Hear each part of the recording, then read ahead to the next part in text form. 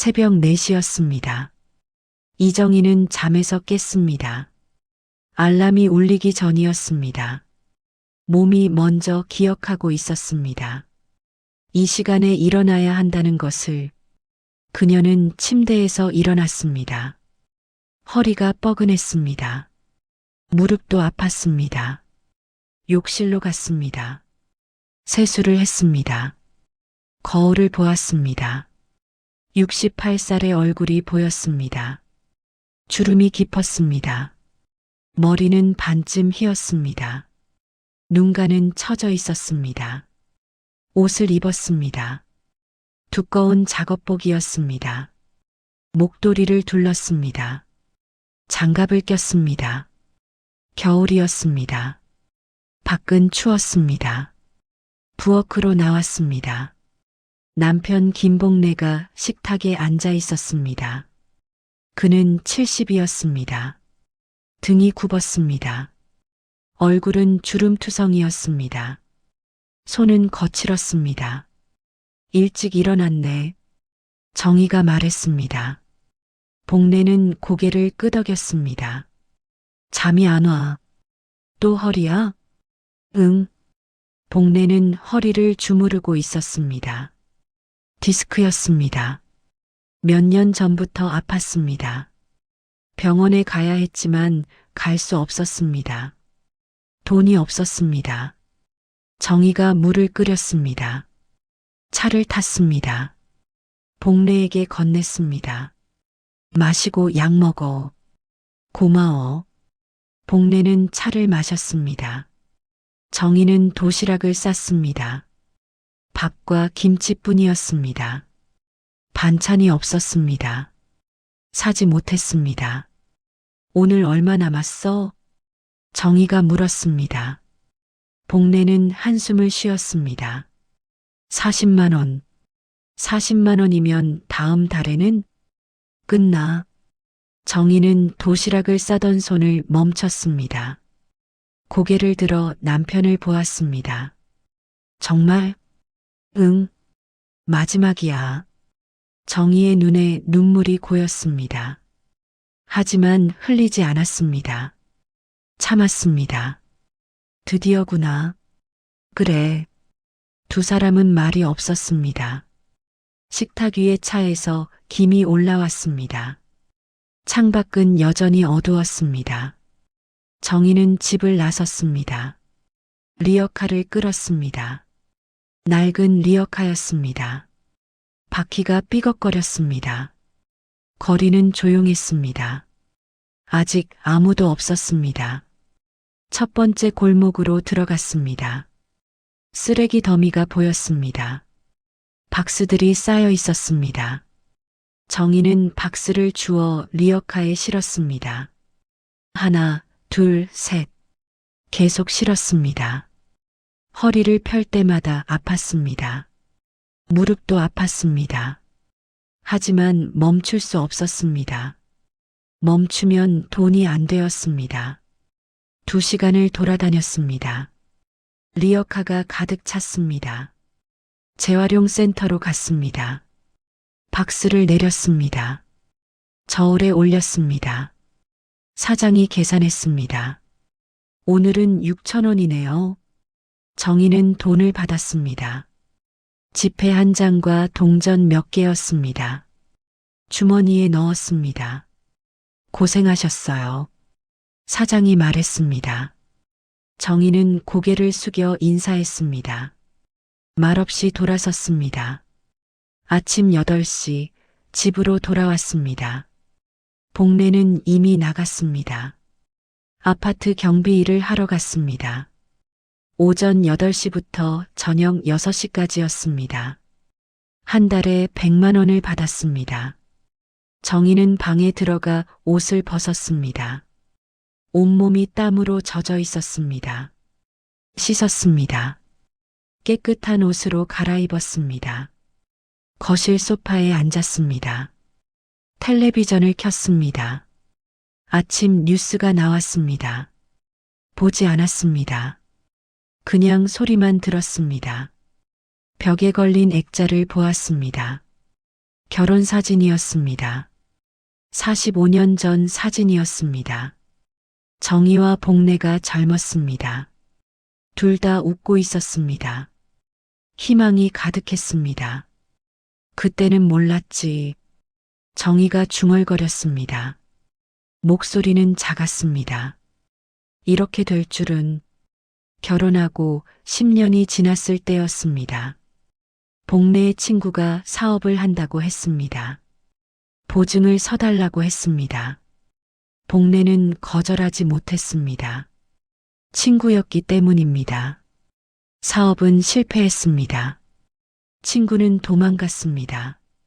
빚이 남았습니다. 거액이었습니다.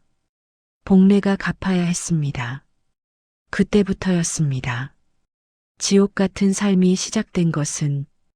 복래는 일했습니다. 낮에는 공장에서 일했습니다. 밤에는 경비 일을 했습니다. 쉬는 날이 없었습니다. 정희도 일했습니다. 식당에서 설거지를 했습니다. 청소 일도 했습니다. 아이는 낳지 못했습니다. 여유가 없었습니다. 돈도 없었고 시간도 없었습니다. 그렇게 20년이 지났습니다. 30년이 지났습니다. 이제 40년이 되었습니다. 빚은 거의 다 갚았습니다. 40만 원만 남았습니다. 다음 달이면 끝이었습니다. 하지만 그게 다였습니다. 빚을 갚고 나면 남는 것이 없었습니다. 노후 준비는 하지 못했습니다. 저축도 없었습니다. 집도 전세였습니다. 연금도 없었습니다. 정희는 한숨을 쉬었습니다. 텔레비전을 껐습니다. 조용해졌습니다. 너무 조용했습니다. 저녁이 되었습니다. 복래가 돌아왔습니다. 얼굴이 피곤해 보였습니다. 소파에 앉았습니다. 신발을 벗었습니다. 발이 부어 있었습니다. 힘들었어? 정희가 물었습니다. 복래는 고개를 끄덕였습니다. 오늘 주민이 많이 까다로웠어. 그랬구나. 정희는 저녁을 차렸습니다. 밥과 찌개였습니다. 반찬은 김치뿐이었습니다. 두 사람은 마주 앉아 밥을 먹었습니다. 내일 월급 나와. 복래가 말했습니다. 그럼 마지막 돈 갚을 수 있겠네. 응. 정희는 숟가락을 내려놓았습니다. 그러면 우리 이제 어떻게 돼? 복래도 숟가락을 내려놓았습니다. 정희를 보았습니다. 계속 일해야지. 뭐? 언제까지? 모르지. 몸이 허락할 때까지.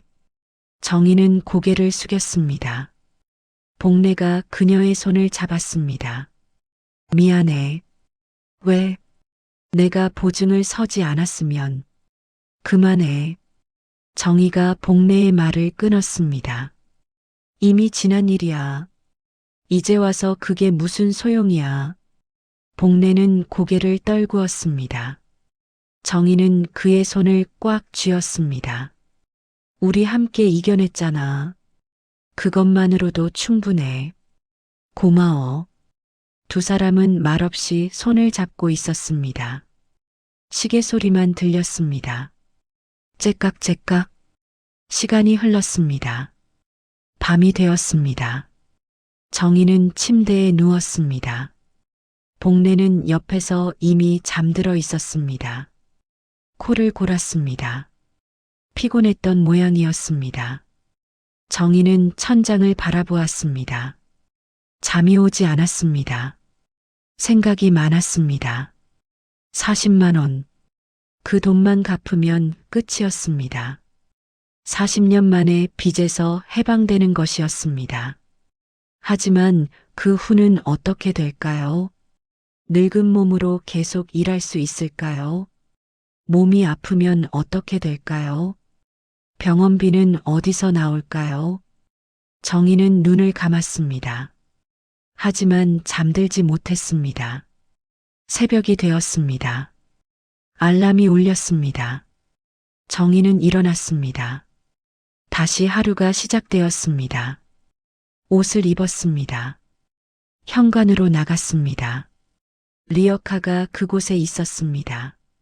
손잡이를 잡았습니다. 차가웠습니다.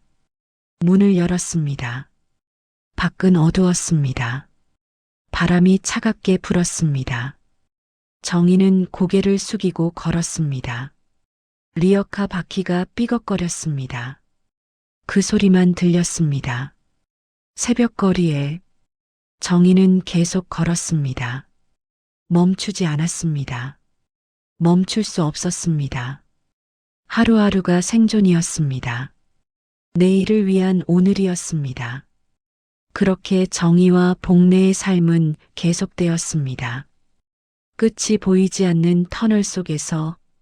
하지만 그들은 몰랐습니다. 곧 그들의 삶이 완전히 바뀔 거라는 것을. 예상치 못한 방식으로. 그 시작은 작은 것이었습니다. 아주 작은 것. 벽장 깊숙이 숨어 있던 오래된 그림 한 점. 월급날이 왔습니다. 복래는 아파트 관리사무소에서 봉투를 받았습니다. 100만 원이 들어 있었습니다. 그는 곧장 은행으로 갔습니다. 창구에 앉았습니다. 40만 원 송금하려고요. 직원이 서류를 건넸습니다. 복래는 떨리는 손으로 계좌번호를 적었습니다. 채권자의 계좌였습니다. 40년 동안 돈을 보낸 그 계좌였습니다. 확인하시겠어요? 네. 직원이 화면을 보여주었습니다. 복래는 숫자를 확인했습니다. 틀림없었습니다. 송금하시겠습니까? 네. 버튼을 눌렀습니다. 송금 완료. 화면에 글자가 떴습니다. 복래는 그 글자를 오래 바라보았습니다. 영수증 필요하세요? 네, 주세요. 영수증을 받았습니다. 종이를 접어 지갑에 넣었습니다. 은행을 나왔습니다. 거리에 섰습니다. 사람들이 지나갔습니다. 차들이 달렸습니다. 복래는 움직이지 않았습니다. 그저 서 있었습니다. 끝났습니다. 정말 끝났습니다. 하지만 기쁘지 않았습니다. 가슴이 텅 비었습니다. 이상한 기분이었습니다. 집으로 돌아왔습니다. 정희가 저녁 준비를 하고 있었습니다. 복래가 현관문을 열고 들어서자 고개를 들었습니다. 했어? 응, 했어. 정희는 가스불을 끄고 거실로 나왔습니다. 복래의 얼굴을 들여다보았습니다. 왜 그래? 안 좋아? 아니, 그냥 실감이 안 나. 정희는 복래의 손을 잡았습니다. 우리 해냈어. 정말로. 그래. 우리가 해냈지. 두 사람은 소파에 앉았습니다. 말이 없었습니다.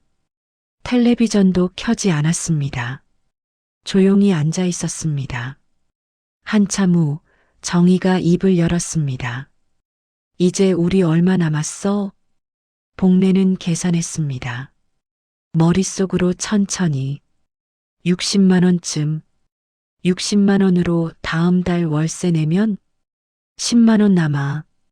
정희는 한숨을 쉬었습니다. 복래도 한숨을 쉬었습니다. 이래야지. 계속. 당연하지. 하지만 목소리에는 힘이 없었습니다. 둘 다 지쳐 있었습니다. 다음 날 정희는 집 정리를 하기로 했습니다. 오래 미뤄왔던 일이었습니다. 벽장을 열었습니다. 오래된 물건들이 가득했습니다. 하나씩 꺼냈습니다. 낡은 옷들이었습니다.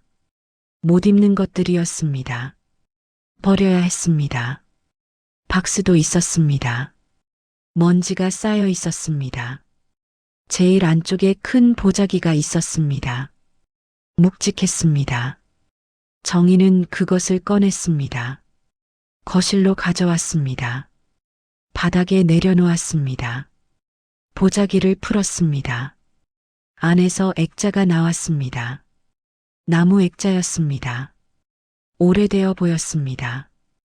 유리에 먼지가 가득했습니다. 정희는 천으로 유리를 닦았습니다. 그림이 보였습니다. 산수화였습니다. 산과 나무가 그려져 있었습니다. 색은 발에 있었습니다. 종이는 누렇게 변했습니다. 정희는 그림을 오래 바라보았습니다. 기억이 떠올랐습니다. 결혼식 날이었습니다. 친정어머니가 이 그림을 주셨습니다. 우리 집 대대로 내려온 거야. 내가 가져가렴. 어머니는 그렇게 말씀하셨습니다. 정희는 소중히 받았습니다. 신혼집 벽에 걸었습니다. 하지만 얼마 안 가 빚이 생겼습니다. 이사를 다녔습니다. 그림은 벽장 깊숙이 들어갔습니다. 그 후로 한 번도 꺼내지 않았습니다. 정희는 그림을 쓰다듬었습니다. 어머니 생각이 났습니다. 10년 전에 돌아가셨습니다. 마지막 남은 친정 식구였습니다. 어머니, 정희가 중얼거렸습니다. 눈물이 났습니다. 저녁에 복례가 돌아왔습니다. 정희가 그림을 보여줬습니다. 이게 뭐야? 결혼할 때 어머니가 주신 거야. 기억 안 나? 복례는 그림을 들여다보았습니다. 고개를 갸우뚱했습니다. 이런 게 있었나? 벽장에 있었어. 오래 잊고 있었지. 복례는 그림을 이리저리 살펴보았습니다. 오래됐네. 응. 근데 왜 꺼냈어? 정희는 잠시 말이 없었습니다. 그리고 조용히 말했습니다. 이거 팔까? 복례가 정희를 보았습니다. 이걸? 응. 어차피 우리 돈 없잖아. 하지만 어머니 유품인데. 알아. 그래도 정희의 목소리가 떨렸습니다. 우리 살아야 하잖아. 복례는 그림을 다시 보았습니다. 한참을 말이 없었습니다. 얼마나 받을 수 있을까? 모르지. 한 10만 원? 10만 원이면 한 달은 버틸 수 있겠네. 정희는 고개를 끄덕였습니다. 하지만 가슴이 아팠습니다. 다음 날 복례는 동네 고물상을 찾았습니다. 그림을 들고 갔습니다. 주인이 그림을 보았습니다. 눈을 찌푸렸습니다. 이런 건 안 사요. 왜요? 오래된 그림은 값어치를 모르거든요. 전문가한테 가보세요. 전문가요? 미술 감정하는데. 아니면 화랑이나. 복례는 고물상을 나왔습니다. 거리를 걸었습니다. 생각했습니다. 화랑은 어디 있을까? 근처에 있을까? 버스 정류장에 앉았습니다. 스마트폰을 꺼냈습니다. 서툴렀지만 검색을 했습니다. 근처 화랑. 몇 개가 나왔습니다. 한 곳을 골랐습니다. 그리 멀지 않았습니다. 버스로 30분 거리였습니다. 버스를 탔습니다. 그림을 조심스럽게 안고 앉았습니다. 창밖을 보았습니다. 건물들이 지나갔습니다. 화랑에 도착했습니다. 작은 건물이었습니다. 유리문에 청송 화랑이라고 적혀 있었습니다. 복례는 문을 열고 들어갔습니다. 안은 조용했습니다. 벽에 그림들이 걸려 있었습니다. 현대적인 그림들이었습니다. 복례가 가진 그림과는 달랐습니다. 어서 오세요. 남자가 안쪽에서 나왔습니다. 50대 초반으로 보였습니다. 키는 중간이었습니다. 안경을 쓰고 있었습니다. 말끔한 셔츠를 입고 있었습니다. 무엇을 도와드릴까요? 저 그림 좀 봐주실 수 있나요? 복례가 그림을 내밀었습니다. 남자가 받아들었습니다. 유리를 통해 그림을 보았습니다. 표정이 진지해졌습니다. 어디서 구하셨어요? 구한 게 아니라 집에 있던 겁니다. 얼마나 오래됐죠? 한 50년?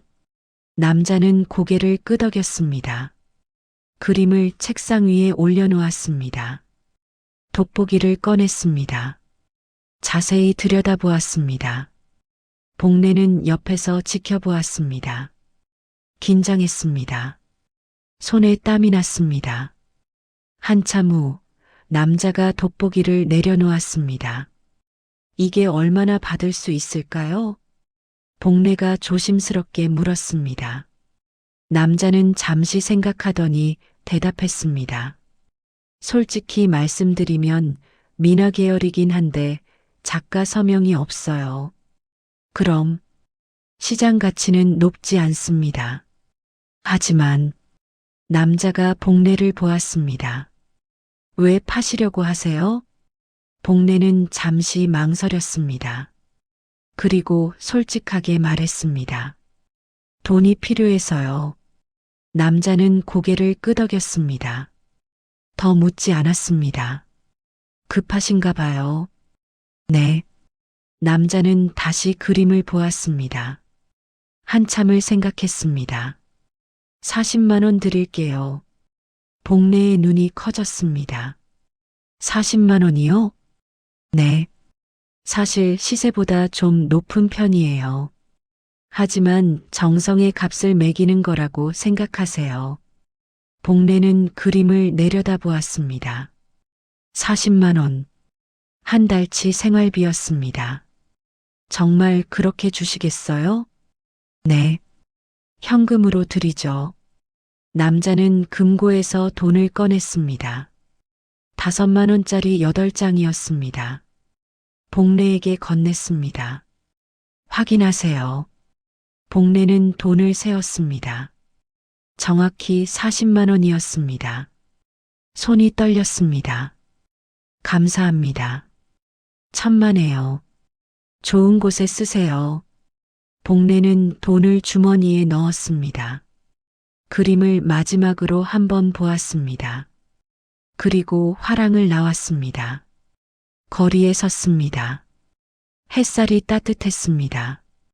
하지만 복례의 마음은 무거웠습니다. 집으로 돌아왔습니다. 정희가 문을 열어주었습니다. 어떻게 됐어? 복례는 돈을 꺼내 보여줬습니다. 40만 원 받았어. 정희의 눈이 커졌습니다. 40만 원이나? 응. 정희는 돈을 받아들었습니다.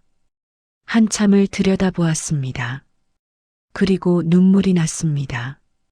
왜 울어? 미안해서. 어머니한테. 복례가 정희를 안았습니다. 정희는 복례의 품에서 울었습니다. 소리 없이 오래. 그날 밤 두 사람은 나란히 누웠습니다. 천장을 보았습니다. 우리 이제 뭐 하지? 정희가 물었습니다. 복례는 대답하지 못했습니다. 몰랐습니다. 시계 소리만 들렸습니다. 째깍째깍. 시간이 흘렀습니다. 그리고 그들은 몰랐습니다. 팔아버린 그 그림이 사실은 무엇이었는지, 얼마나 큰 가치가 있었는지, 아직은 몰랐습니다. 일주일이 지났습니다.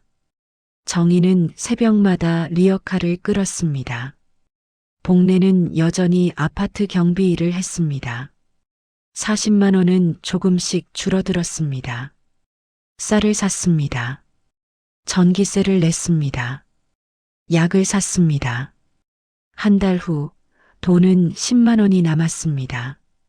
정희는 통장을 들여다보았습니다. 잔고는 6만 원이었습니다. 합쳐도 16만 원. 다음 주면 월세를 내야 했습니다. 50만 원이었습니다. 어떡하지? 정희가 중얼거렸습니다. 복례는 소파에 앉아 있었습니다. 허리를 주무르고 있었습니다. 요즘 더 아팠습니다. 월급까지 버텨야 해. 월급은 20일 후인데. 알아. 복례는 한숨을 쉬었습니다. 정희도 한숨을 쉬었습니다. 일당 일 더 뛰어야겠어. 정희가 말했습니다. 복례가 고개를 들었습니다. 무슨 일? 청소 일이라도, 식당 설거지라도, 몸이 괜찮겠어? 괜찮아야지. 정희는 다음 날부터 일을 찾아다녔습니다. 동네 식당들을 돌아다녔습니다. 하지만 쉽지 않았습니다. 할머니 미안한데 젊은 사람 찾고 있어요. 여기는 자리가 없어요. 나이가 좀 많으시네요. 거절만 돌아왔습니다.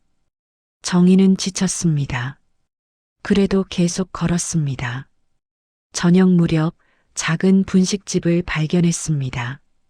문을 열고 들어갔습니다. 사장은 중년 여자였습니다. 저기 일 구하는데요.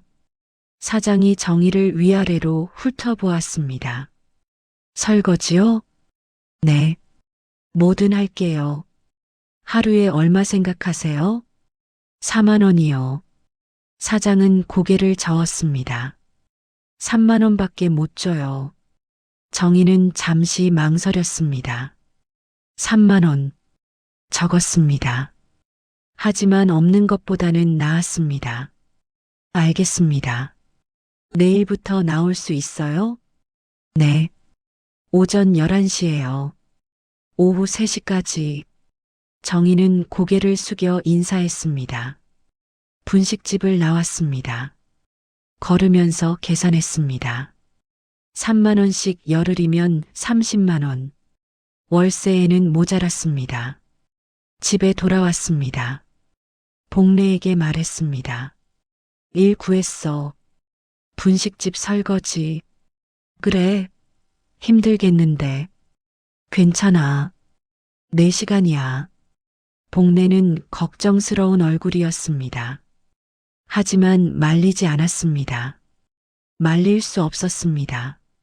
다음 날부터 정희는 2가지 일을 했습니다. 새벽에는 폐지를 주었습니다. 낮에는 분식집에서 설거지를 했습니다. 집에 오면 저녁 6시였습니다. 온몸이 아팠습니다. 일주일이 지났습니다.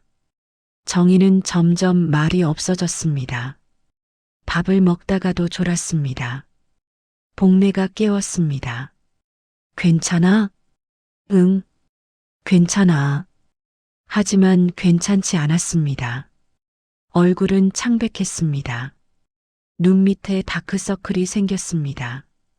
열흘째 되는 날 정희는 분식집에서 쓰러졌습니다. 설거지를 하다가 갑자기 어지러웠습니다. 눈앞이 흐려졌습니다. 바닥에 주저앉았습니다. 할머니, 사장이 달려왔습니다. 정희를 부축했습니다. 괜찮으세요? 네, 잠깐 어지러워서요. 병원 가봐야겠어요. 아니요. 괜찮아요. 정희는 일어서려 했습니다. 하지만 다리에 힘이 없었습니다. 다시 주저앉았습니다. 사장은 복례에게 전화를 했습니다. 복례가 달려왔습니다. 얼굴이 하얗게 질려 있었습니다. 무슨 일이야? 괜찮아. 그냥 좀 어지러웠어. 병원 가자. 돈 없잖아. 그래도 가야 해. 복례는 정희를 부축해 택시를 탔습니다. 병원으로 갔습니다. 응급실에 갔습니다. 의사가 정희를 진찰했습니다. 혈압을 재었습니다. 피 검사를 했습니다. 한참 후 의사가 말했습니다. 과로십니다. 빈혈도 있고요. 심각한 건가요? 복례가 물었습니다. 의사는 고개를 저었습니다. 지금은 괜찮아요. 하지만 쉬셔야 해요. 일을 줄이시고요. 알겠습니다. 병원을 나왔습니다. 진료비가 6만 원이었습니다. 남은 돈이 거의 없어졌습니다. 집으로 돌아왔습니다. 정희를 침대에 눕혔습니다. 복래가 물을 가져왔습니다. 미안해. 정희가 말했습니다. 복래는 고개를 저었습니다. 왜 미안해? 당신 잘못이 아니야. 내가 쓰러지면 안 되는데. 이제 일 그만둬. 안 돼. 돈이 필요해. 복래는 정희의 손을 잡았습니다. 우리 방법을 찾자. 다른 방법을. 무슨 방법? 복래는 대답하지 못했습니다. 방법이 없었습니다. 그날 밤 복래는 잠들지 못했습니다. 옆에서 정희가 자고 있었습니다. 숨소리가 거칠었습니다. 복래는 천장을 바라보았습니다. 무엇을 해야 할까? 무엇을 할 수 있을까? 새벽이 되었습니다. 복래는 일어났습니다. 거실로 나왔습니다. 소파에 앉았습니다. 그때 벽장이 보였습니다. 반쯤 열려 있었습니다. 안에 빈 보자기가 보였습니다. 그림을 싸놓았던 보자기였습니다. 복래는 보자기를 보았습니다. 그림 생각이 났습니다. 40만 원에 팔았지. 그는 생각했습니다. 혹시 더 받을 수 있었을까? 다른 곳에 갔으면 더 받을 수 있었을까? 하지만 이미 늦었습니다. 그림은 팔렸습니다. 돌이킬 수 없었습니다. 복래는 한숨을 쉬었습니다. 창밖을 보았습니다. 해가 떠오르고 있었습니다. 한편 청송 화랑에서는 다른 일이 벌어지고 있었습니다. 화랑 주인 정태주는 그림을 작업실로 옮겼습니다. 액자에서 그림을 조심스럽게 분리했습니다. 오래된 종이였습니다. 다루기 조심스러웠습니다. 먼지를 털어냈습니다. 특수솔로 조심스럽게 닦았습니다. 그림이 조금씩 선명해졌습니다. 산이 보였습니다. 나무가 보였습니다. 작은 집도 보였습니다. 필치가 섬세했습니다. 태주는 돋보기로 자세히 보았습니다. 그때 뭔가 눈에 띄었습니다. 그림 오른쪽 아래 구석이었습니다. 희미한 글씨가 있었습니다. 태주는 더 가까이 들여다보았습니다. 한자였습니다. 두 글자였습니다. 읽기 어려웠습니다. 그는 카메라를 가져왔습니다. 확대해서 찍었습니다. 컴퓨터로 옮겼습니다. 화면을 키웠습니다. 글씨가 보였습니다. 태주는 숨을 멈췄습니다. 설봉. 그 이름을 아는 사람은 많지 않았습니다. 하지만 태주는 알았습니다. 미술사를 공부한 사람이었습니다. 설봉. 일제강점기에 활동했던 화가였습니다. 진짜 이름은 김상호였습니다. 산수화로 유명했습니다. 하지만 작품이 거의 남아있지 않았습니다. 전쟁 때 대부분 소실되었습니다. 태준의 손이 떨렸습니다. 설마 이게 설봉의 작품일까? 그는 책장으로 갔습니다. 두꺼운 책을 꺼냈습니다. 한국 근대 미술가 총남. 페이지를 넘겼습니다. 설봉 항목을 찾았습니다. 사진이 있었습니다. 설봉의 작품 한 점이었습니다. 유일하게 남은 작품이라고 적혀 있었습니다. 태주는 사진과 자기 앞의 그림을 비교했습니다. 필치가 비슷했습니다. 구도도 비슷했습니다. 심장이 빨리 뛰었습니다. 이게 진품이라면, 진짜 설봉의 작품이라면 가치는 상상할 수 없었습니다. 태주는 그림을 다시 보았습니다. 떨리는 손으로 만졌습니다. 이럴 수가. 그는 중얼거렸습니다. 그리고 생각했습니다. 그 할아버지, 40만 원에 판 그 할아버지, 그는 알고 있을까? 자기가 무엇을 판 건지. 태주는 명함함을 뒤졌습니다. 하지만 그때 연락처를 받지 않았습니다. 이름도 몰랐습니다. 찾아야 해. 태주는 결심했습니다. 어떻게든 그 할아버지를 찾아야 했습니다. 그것이 옳은 일이었습니다. 월세일이 다가왔습니다. 복내는 통장을 들여다보았습니다. 잔고는 3만 원이었습니다. 주머니에 현금을 세었습니다. 5만 원이었습니다. 합쳐도 8만 원. 월세는 50만 원이었습니다. 42만 원이 모자라. 복내가 말했습니다. 정희는 소파에 앉아 있었습니다. 병원에 다녀온 후 일을 쉬고 있었습니다. 얼굴은 여전히 창백했습니다. 어떡하지? 정희의 목소리는 작았습니다. 복내는 대답하지 못했습니다. 집주인한테 말해볼까? 좀 미뤄달라고.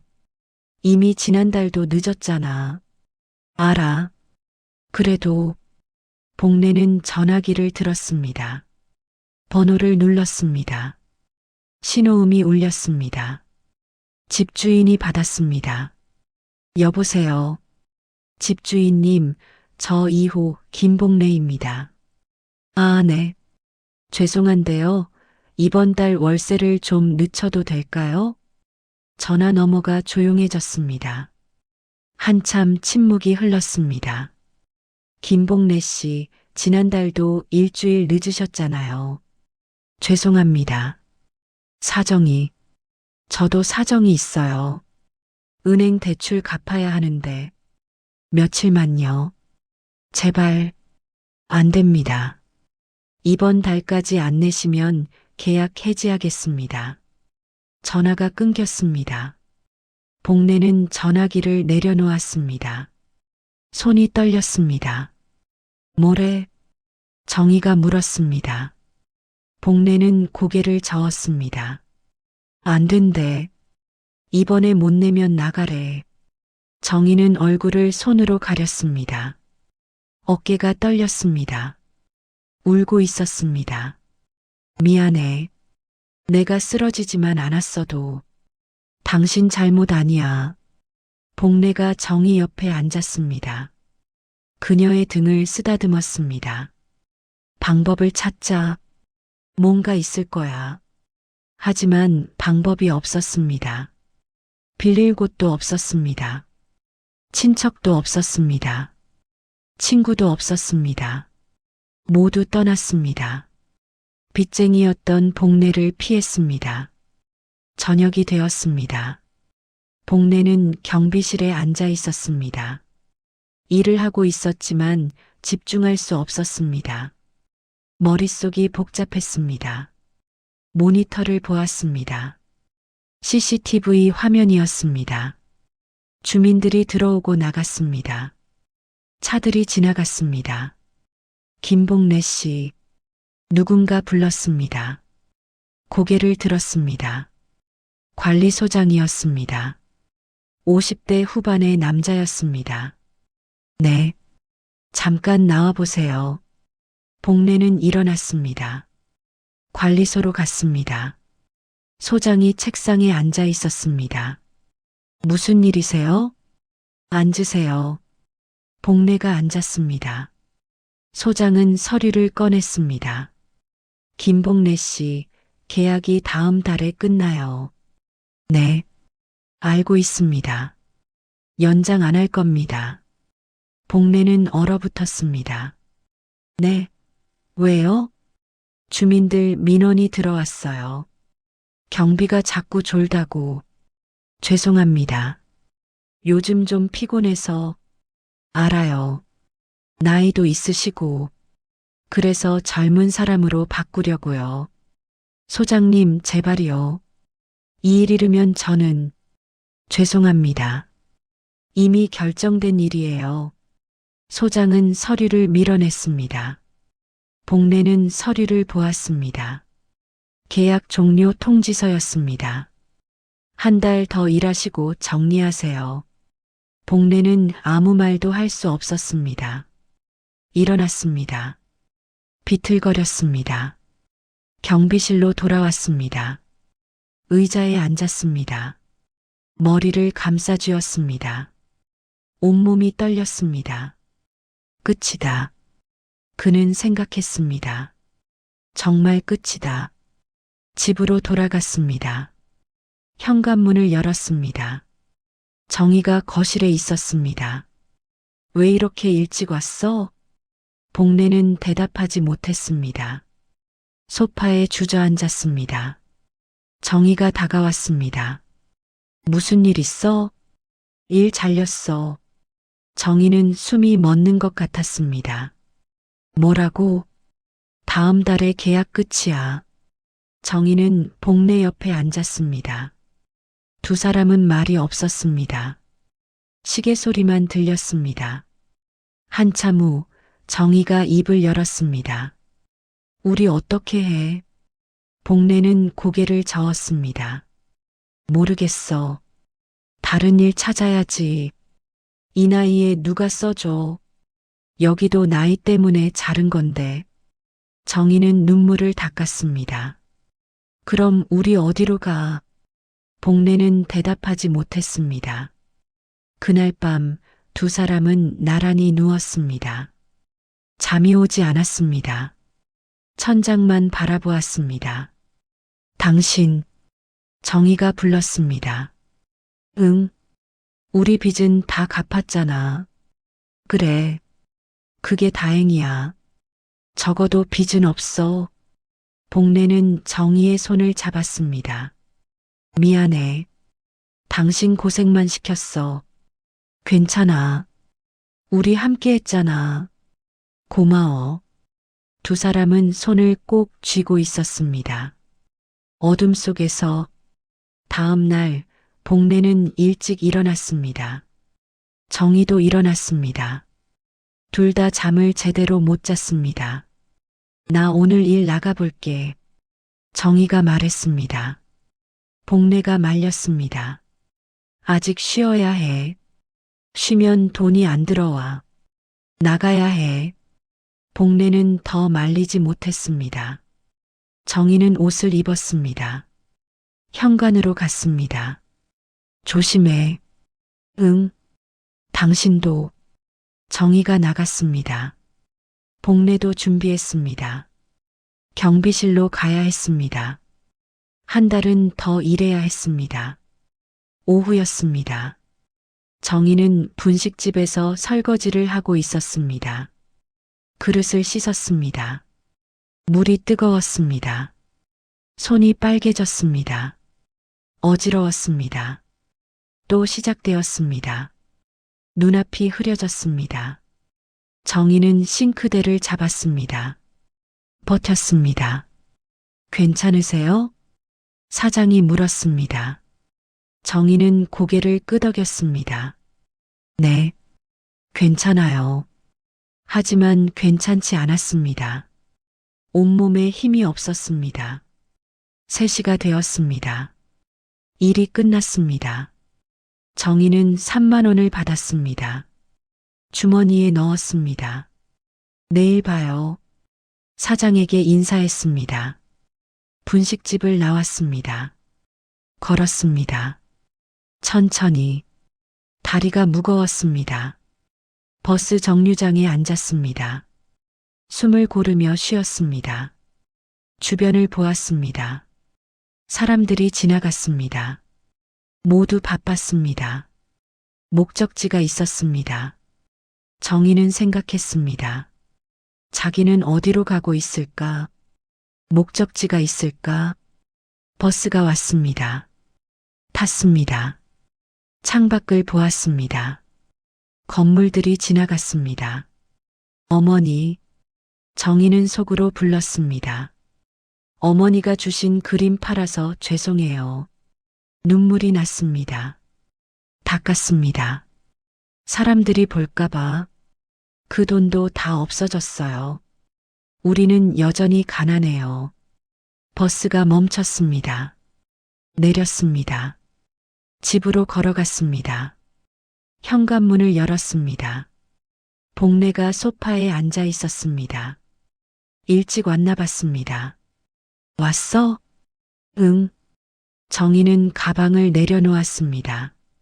복례 옆에 앉았습니다. 오늘 3만 원 받았어. 그래. 모자라도 너무 모자라. 복례는 고개를 끄덕였습니다. 두 사람은 말이 없었습니다. 당신, 정희가 복례를 보았습니다. 응. 우리 그냥 여기서 쫓겨나면 어떻게 돼? 쉼터 가야지. 쉼터? 노숙자 쉼터. 정희는 숨이 막혔습니다. 노숙자. 그 단어가 현실이 될 줄은 몰랐습니다. 정말 그렇게 돼? 아마도. 정희는 얼굴을 묻었습니다. 복례의 어깨에 울었습니다. 소리내어. 복례도 눈물을 흘렸습니다. 조용히. 두 사람은 오래 그렇게 있었습니다. 서로를 안고 끝이 보이는 듯한 절망 속에서 창밖으로 해가 졌습니다. 어둠이 내렸습니다. 거실에 불을 켜지 않았습니다. 어둠 속에 앉아 있었습니다. 그때 핸드폰이 울렸습니다. 복례의 핸드폰이었습니다. 모르는 번호였습니다. 여보세요? 혹시 김복례 씨 맞으십니까? 낯선 남자 목소리였습니다. 젊은 목소리였습니다. 네, 맞는데요. 누구시죠? 저는 청송 화랑의 정태준입니다. 한 달 전에 그림을 가져오셨던 분 맞으시죠? 복례는 기억했습니다. 그림을 판 곳이었습니다. 네, 맞습니다. 할아버지, 지금 시간 괜찮으세요? 꼭 뵙고 싶은데요. 무슨 일인데요? 전화 너머로 숨소리가 들렸습니다. 태주는 잠시 망설이다가 말했습니다. 그 그림 말인데요. 할아버지, 그게. 복례는 귀를 기울였습니다. 가슴이 두근거렸습니다. 그게 어쨌는데요? 태준의 목소리가 떨렸습니다. 진품입니다. 유명 화가의 작품이에요. 복례는 얼어붙었습니다. 뭐라고요? 복례는 전화기를 귀에 댄 채 얼어붙었습니다. 진품이라고요? 목소리가 떨렸습니다. 정희가 복례를 바라보았습니다. 무슨 일인지 궁금한 표정이었습니다. 네, 확실합니다. 할아버지, 지금 당장 만나 뵐 수 있을까요? 태준의 목소리는 급했습니다. 복례는 정희를 보았습니다. 정희가 고개를 끄덕였습니다. 지금요? 네.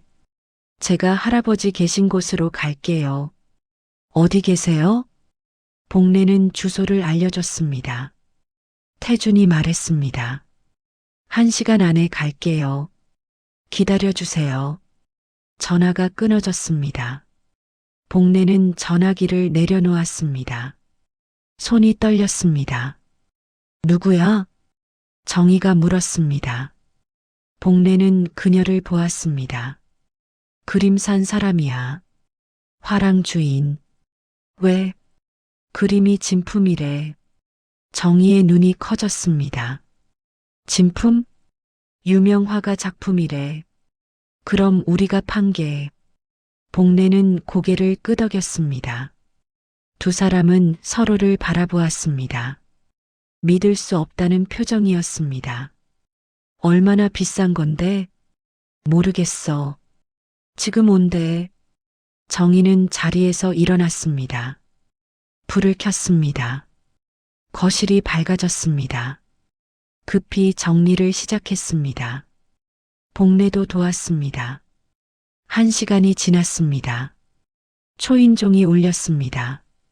복례가 문을 열었습니다. 태준이 서 있었습니다. 손에 서류 가방을 들고 있었습니다. 안녕하세요. 정태준입니다. 들어오세요. 태준이 안으로 들어왔습니다. 신발을 벗었습니다. 거실로 왔습니다. 정희에게 인사했습니다. 안녕하세요. 앉으세요.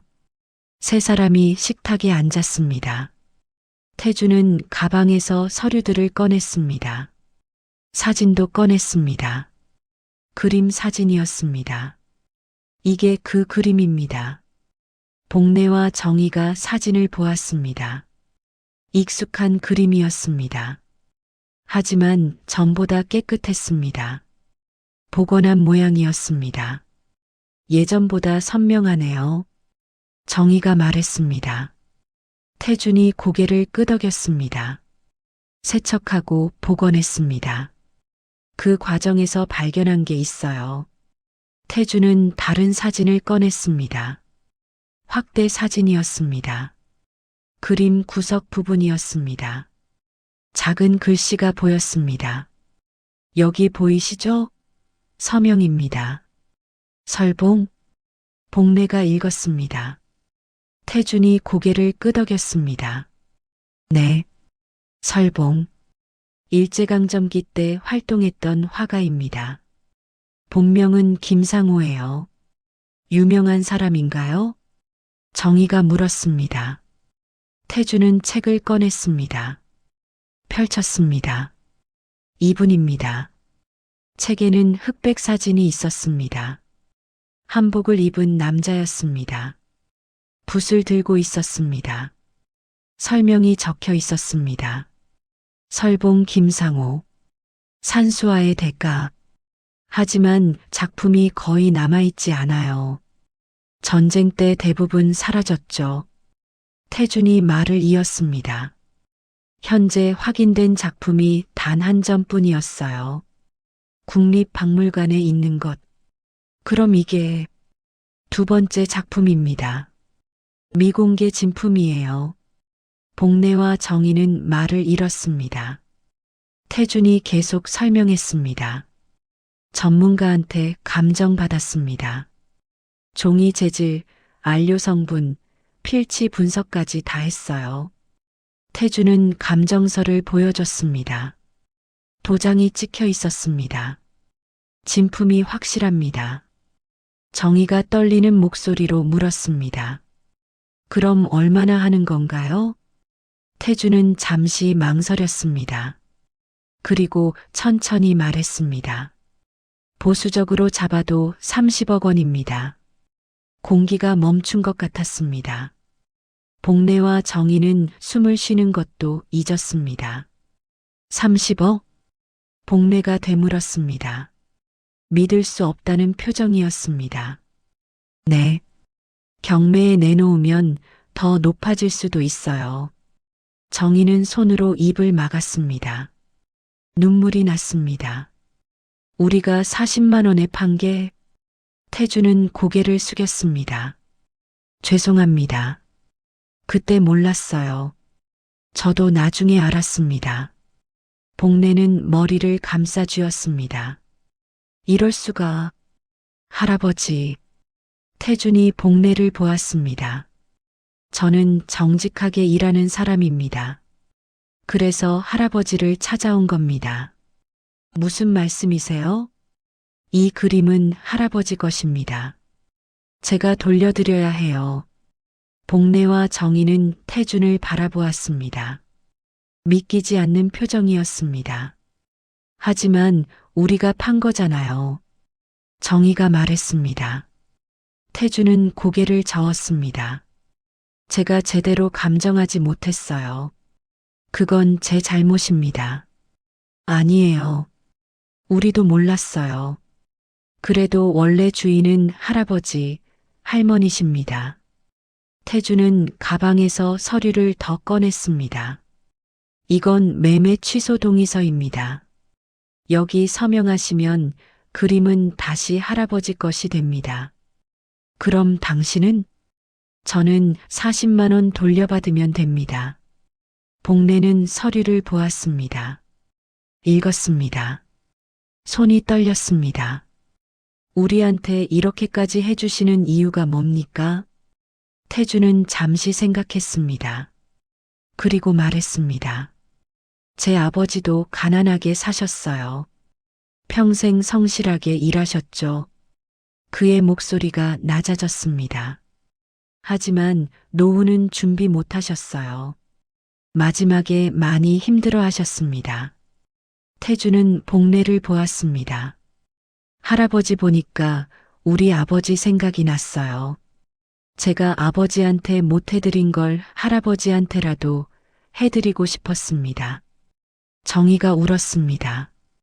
복례도 눈물을 닦았습니다. 고맙습니다. 정말 고맙습니다. 태주는 펜을 건넸습니다. 복례가 서류에 서명했습니다. 정희도 서명했습니다. 이제 이 그림은 다시 할아버지 것입니다. 태준이 말했습니다. 복례는 고개를 숙였습니다. 인사했습니다. 정희도 함께 고개를 숙였습니다. 어떻게 보답해야 할지. 괜찮습니다. 당연한 일했을 뿐이에요. 태주는 일어났습니다. 그림은 지금 안전하게 보관 중입니다. 경매에 내놓으실 건가요? 복례는 정희를 보았습니다. 정희도 복례를 보았습니다. 두 사람은 고개를 끄덕였습니다. 네, 팔고 싶습니다. 알겠습니다. 제가 좋은 경매사 소개해 드릴게요. 감사합니다. 태준이 현관으로 갔습니다. 신발을 신었습니다. 문을 열기 전에 돌아보았습니다. 할아버지, 할머니, 이제 편히 사세요. 고맙습니다. 정말 고맙습니다. 태준이 나갔습니다. 문이 닫혔습니다. 복례와 정희는 거실에 남았습니다. 두 사람은 서로를 보았습니다. 눈물이 멈추지 않았습니다. 여보, 정희가 복례를 안았습니다. 복례도 정희를 안았습니다. 우리 살았어. 응, 살았어. 두 사람은 한참을 안고 있었습니다. 울었습니다. 하지만 이번에는 기쁨의 눈물이었습니다. 어머니, 정희가 중얼거렸습니다. 어머니가 우릴 살리셨어. 복례도 고개를 끄덕였습니다. 그래, 장모님이.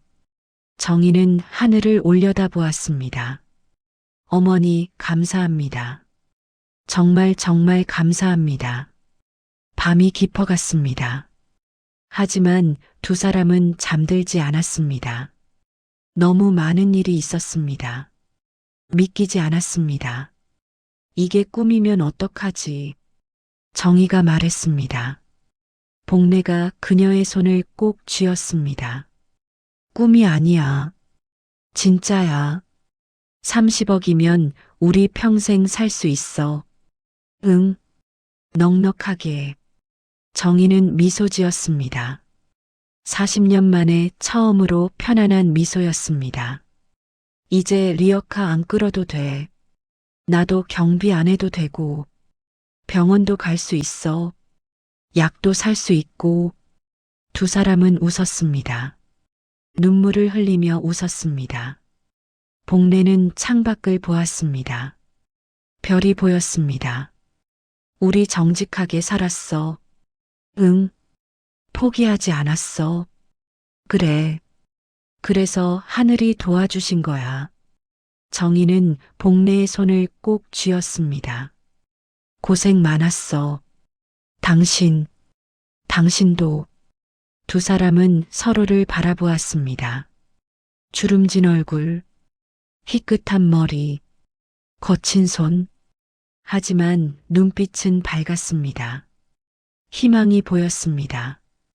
처음으로 한 달이 지났습니다. 태주는 약속대로 경매사를 소개해 주었습니다. 대형 미술 경매 회사였습니다. 담당자가 그림을 보러 왔습니다. 감정을 다시 했습니다. 결과는 같았습니다. 진품이었습니다. 경매 날짜가 정해졌습니다. 한 달 후였습니다. 복례와 정희는 그때까지 기다렸습니다. 그 한 달 동안 많은 것이 달라졌습니다. 복례는 경비 일을 그만뒀습니다. 관리소장에게 말했습니다. 소장님, 제가 먼저 그만두겠습니다. 소장은 놀랐습니다. 왜요? 한 달은 더 하시기로 했잖아요. 사정이 생겼습니다. 이해해 주세요. 복례는 고개를 숙여 인사했습니다. 경비실을 나왔습니다. 가벼웠습니다. 처음으로 짐을 내려놓은 기분이었습니다. 정희도 분식집 일을 그만뒀습니다. 사장에게 말했습니다. 사장님, 그동안 감사했습니다. 갑자기요? 무슨 일 있어요? 좋은 일이 생겼어요. 정희는 미소 지었습니다. 사장도 웃었습니다. 다행이네요. 할머니 고생 많으셨어요. 고맙습니다. 정희는 마지막 인사를 하고 분식집을 나왔습니다. 리어카도 치웠습니다. 더 이상 필요 없었습니다. 두 사람은 집에서 조용히 지냈습니다. 쉬었습니다. 오랜만에 여유가 있었습니다. 텔레비전을 봤습니다. 산책도 했습니다. 공원에 갔습니다. 벤치에 앉아 햇살을 쬐었습니다. 따뜻했습니다. 이런 게 여유구나. 정희가 말했습니다. 복례가 고개를 끄덕였습니다. 그러게, 40년 만이야. 꿈만 같아. 나도. 두 사람은 손을 잡고 앉아 있었습니다. 말이 없었습니다. 하지만 편안했습니다. 경매 전날 태준이 전화를 했습니다. 할아버지, 내일 경매입니다. 같이 가실래요? 네. 가고 싶습니다. 그럼 제가 모시러 갈게요.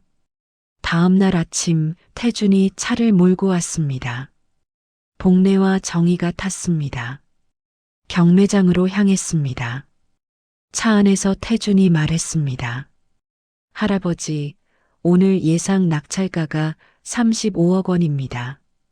35억이요? 정희가 놀라서 물었습니다. 태준이 고개를 끄덕였습니다. 네. 관심이 정말 많아요. 언론에도 많이 나왔고요. 그렇군요. 복례는 창밖을 보았습니다. 건물들이 지나갔습니다.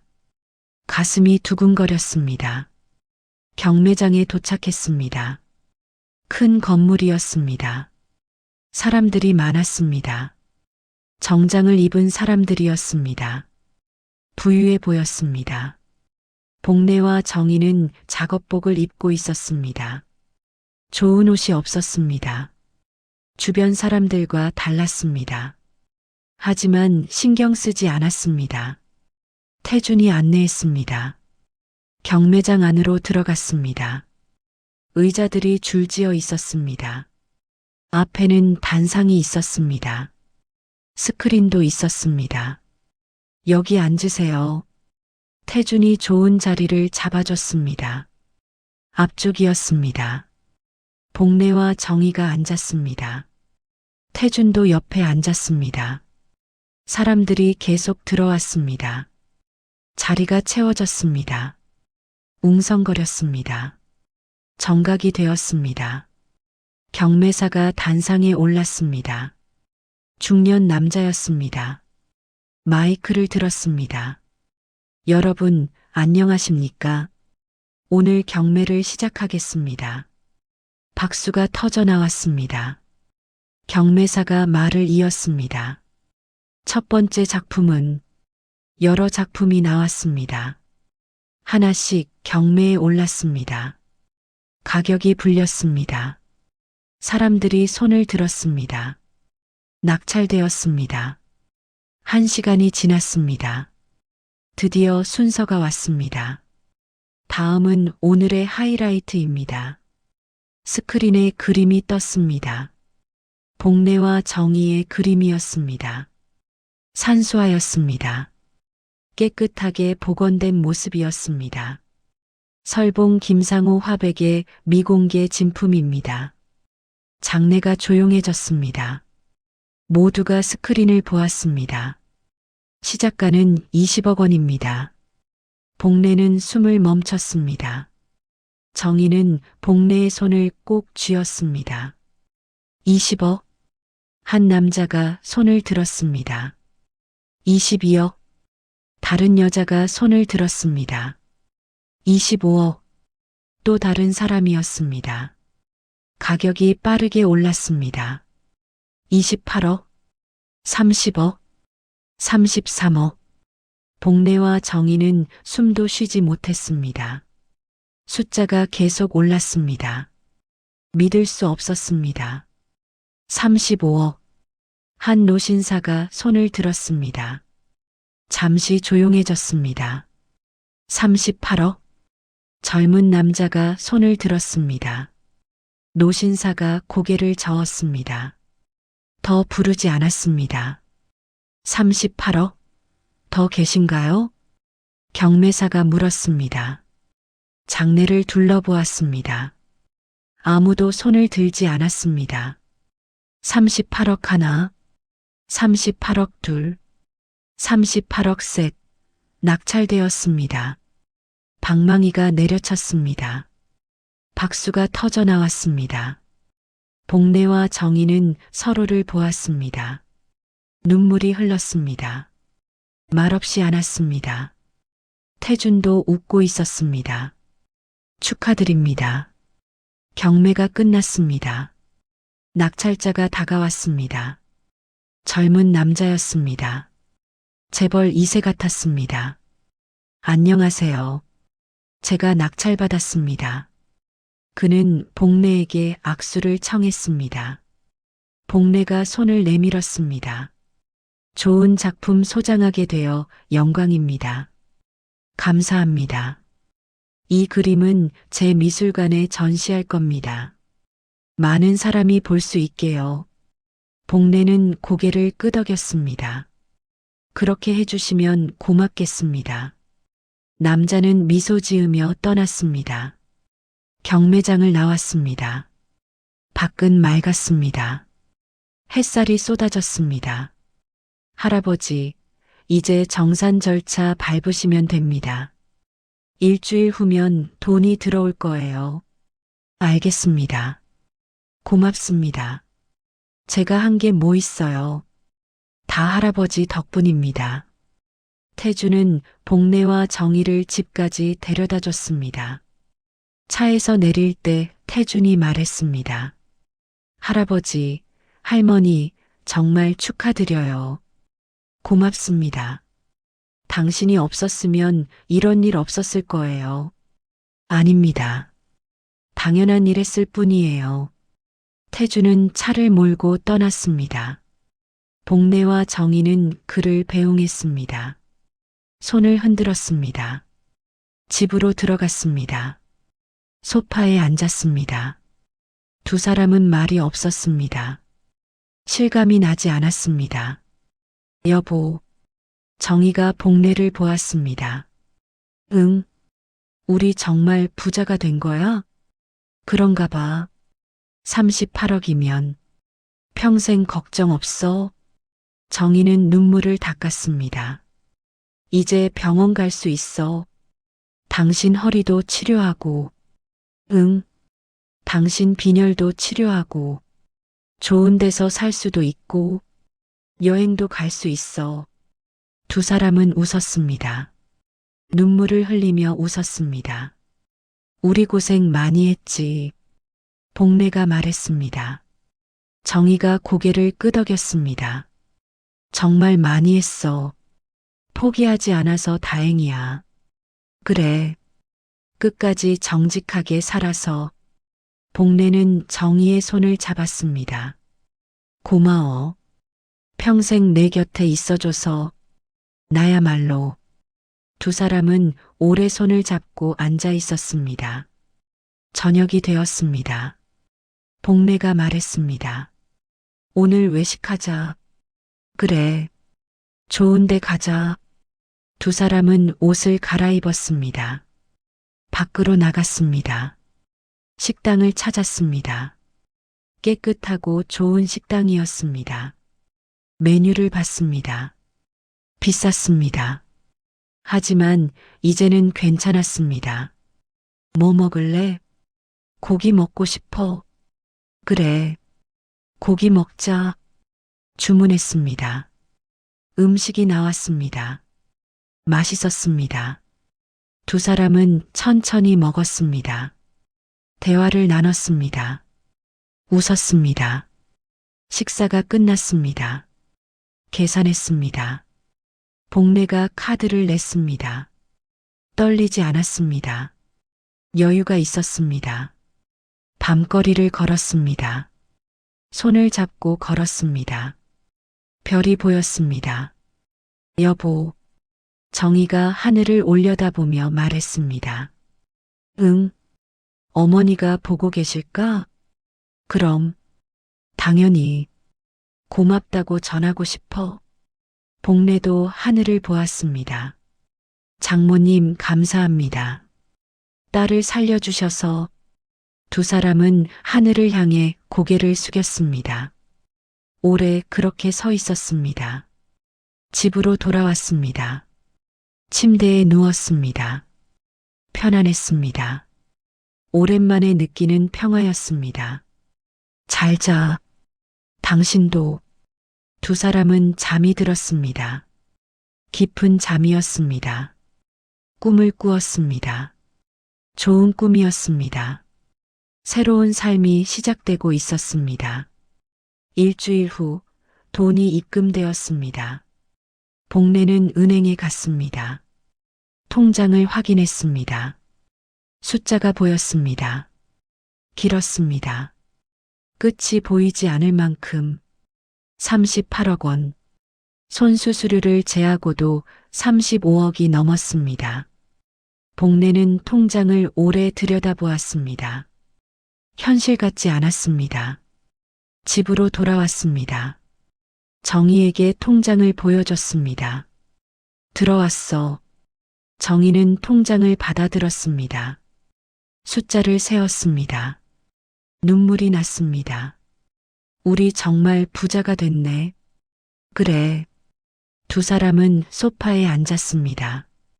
한참을 말이 없었습니다. 그날부터 삶이 바뀌었습니다. 제일 먼저 병원에 갔습니다. 복례는 허리 검사를 받았습니다. MRI를 찍었습니다. 의사가 말했습니다. 디스크가 심하네요. 수술이 필요합니다. 얼마나 걸리나요?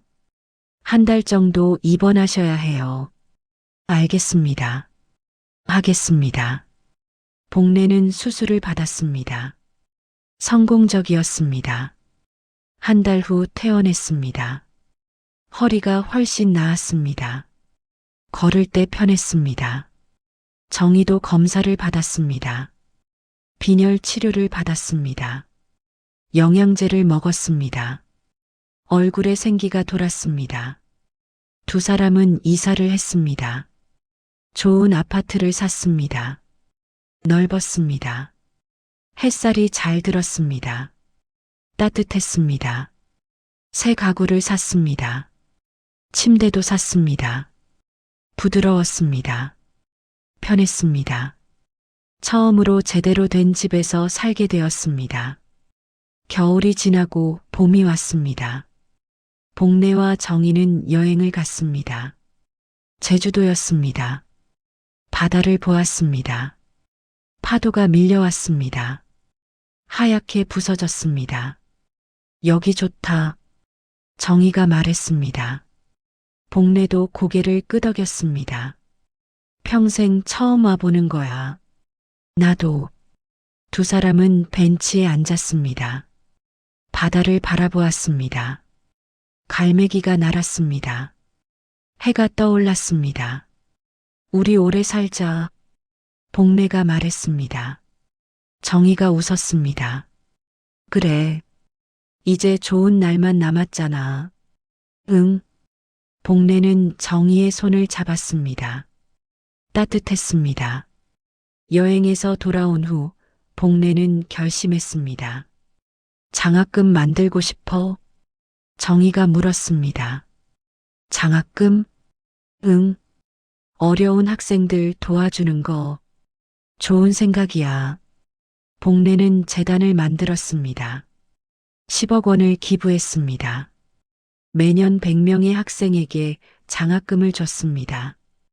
가난하지만 성실한 학생들이었습니다. 첫 장학금 수여식이 있었습니다.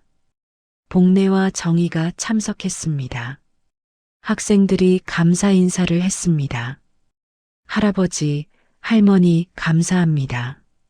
한 여학생이 말했습니다. 눈물을 흘렸습니다. 덕분에 학교 계속 다닐 수 있어요. 복래는 그녀의 어깨를 두드렸습니다. 열심히 해. 포기하지 말고. 네. 꼭 그렇게 할게요. 복래와 정희는 학생들을 보았습니다. 젊은 얼굴들이었습니다. 희망이 가득했습니다. 우리가 받은 걸 나누는 거야. 복래가 정희에게 말했습니다. 정희가 고개를 끄덕였습니다. 그래. 그게 맞아. 여름이 되었습니다. 태준이 전화를 했습니다. 할아버지, 미술관에 그림 전시됐어요. 보러 오실래요? 그래. 가야지. 다음 주 복래와 정희는 미술관에 갔습니다. 태준이 마중 나왔습니다. 어서 오세요. 고맙습니다. 미술관 안으로 들어갔습니다. 넓었습니다. 조용했습니다. 그림들이 벽에 걸려 있었습니다. 한 방에 들어갔습니다. 그곳에 그림이 있었습니다. 복래와 정희의 그림이었습니다. 조명이 비추고 있었습니다. 산수화였습니다. 산이 보였습니다. 나무가 보였습니다. 작은 집도 보였습니다. 평화로웠습니다. 정희는 그림 앞에 섰습니다. 오래 바라보았습니다. 어머니, 그녀가 중얼거렸습니다. 어머니가 이렇게 귀한 걸 주신 줄 몰랐어요. 복래도 그림을 보았습니다. 장모님은 아셨을 거야. 이게 귀한 거란 걸. 그럼 왜 우리한테? 우리를 사랑하셨으니까. 정희는 눈물을 닦았습니다. 복래가 그녀의 어깨를 감쌌습니다. 고맙다고 전하자. 응. 두 사람은 그림 앞에서 묵념했습니다. 고개를 숙였습니다. 감사의 마음을 담았습니다. 태준이 다가왔습니다. 할아버지, 이 그림 보러 사람들이 정말 많이 와요. 그래요? 네. 모두 감탄해요. 설봉의 진품이라고. 복래는 미소 지었습니다. 많은 사람이 보면 좋지. 네. 그림도 행복할 거예요. 미술관을 나왔습니다. 햇살이 따뜻했습니다. 태준이 말했습니다. 할아버지, 할머니, 행복하세요? 그럼, 정말 행복해. 다행이에요. 제가 한 일이 보람 있네요. 고맙습니다. 당신은 우리 은인이에요. 태준은 고개를 저었습니다. 아닙니다. 당연한 일했을 뿐이에요. 세 사람은 악수를 나눴습니다. 헤어졌습니다. 복래와 정희는 손을 잡고 걸었습니다. 좋은 사람을 만났어. 정희가 말했습니다. 복래가 고개를 끄덕였습니다. 정직한 사람이지. 우리처럼. 그래서 통한 거야. 두 사람은 공원으로 갔습니다. 벤치에 앉았습니다. 나무 그늘이 시원했습니다. 바람이 불었습니다. 우리 참 오래 고생했지. 복래가 말했습니다. 정희가 고개를 끄덕였습니다. 40년이야. 40년 동안 빚 갚느라. 하지만 우리 포기하지 않았어. 복례는 하늘을 올려다보았습니다. 구름이 천천히 움직였습니다. 가난했지만 정직했어. 힘들었지만 성실했어. 그래서 하늘이 도와주신 거야. 정희는 복례의 손을 꼭 쥐었습니다. 우리가 지켜온 게 헛되지 않았어. 그래. 두 사람은 말없이 앉아 있었습니다. 평화로웠습니다. 마음이 편했습니다. 아이들이 뛰어놀았습니다. 젊은 부부가 지나갔습니다. 노인들이 운동했습니다. 삶이 계속되고 있었습니다. 복례는 생각했습니다. 인생은 참 묘하다고. 가장 어두울 때 빛이 찾아온다고. 포기하지 않으면 희망이 있다고. 여보, 정희가 불렀습니다. 응, 우리 잘 살았지? 그럼, 최선을 다했어. 앞으로도 그렇게 살자. 그래, 남은 시간도 최선을 다해서. 두 사람은 서로를 보았습니다. 주름진 얼굴, 희끗한 머리. 하지만 눈빛은 맑았습니다. 평화로웠습니다. 해가 기울었습니다. 석양이 하늘을 물들였습니다. 빨갛고 노랬습니다. 아름다웠습니다. 집에 가자. 응. 두 사람은 일어났습니다. 손을 잡고 걸었습니다. 천천히. 서두르지 않았습니다. 여유가 있었습니다. 집으로 돌아왔습니다.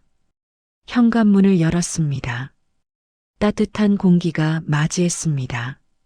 집이었습니다. 진짜 집이었습니다. 거실에 앉았습니다. 차를 마셨습니다. 창밖을 보았습니다. 도시의 불빛이 하나둘 켜졌습니다. 고마워. 복례가 말했습니다. 정희가 그를 보았습니다. 뭐가? 평생 내 곁에 있어줘서. 나야말로. 두 사람은 미소 지었습니다. 말이 필요 없었습니다. 모든 것이 그 미소 속에 담겨 있었습니다. 밤이 되었습니다. 침대에 누웠습니다. 편안했습니다. 부드러웠습니다. 잘 자. 당신도. 불을 껐습니다. 어둠이 내렸습니다. 하지만 두렵지 않았습니다. 평화로웠습니다. 복례는 눈을 감았습니다. 생각했습니다. 인생은 긴 여정이라고. 때로는 고통스럽고 때로는 아름답다고. 중요한 것은 포기하지 않는 것이라고. 정직하게 사는 것이라고. 서로를 믿는 것이라고.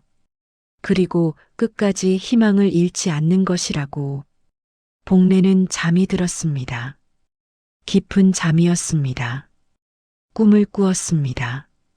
꿈속에서 젊었습니다. 정희도 젊었습니다. 둘이 손을 잡고 걸었습니다. 끝없는 길이었습니다. 하지만 두렵지 않았습니다. 함께였기 때문입니다. 해가 떠올랐습니다. 새로운 날이었습니다. 복례와 정희의 이야기는 계속될 것입니다. 행복하게, 평화롭게 그들이 증명했습니다. 정직함은 결코 배신하지 않는다는 것을, 성실함은 반드시 보상받는다는 것을, 그리고 진정한 유산은 돈이 아니라 사랑이라는 것을. 어머니가 남긴 그림은 단순한 재산이 아니었습니다. 사랑의 증표였습니다. 딸과 사위를 향한 깊은 사랑. 그 사랑이 38억이라는 형태로 돌아온 것입니다. 하지만 진짜 가치는 돈이 아니었습니다. 복례와 정희가 40년 동안 지켜온 것. 정직함, 성실함, 서로에 대한 믿음. 그것이 진짜 유산이었습니다. 그리고 그 유산은 이제 다른 이들에게 전해지고 있습니다. 장학금을 받은 학생들에게, 그들의 이야기를 듣는 모든 이들에게 고통 끝에는 희망이 있습니다. 어둠 끝에는 빛이 있습니다. 포기하지 않으면 반드시 길이 열립니다. 복례와 정의가 그것을 증명했습니다. 그들의 이야기는 우리에게 말합니다. 끝까지 정직하라고, 끝까지 성실하라고, 끝까지 희망을 잃지 말라고, 그러면 반드시 보상이 온다고,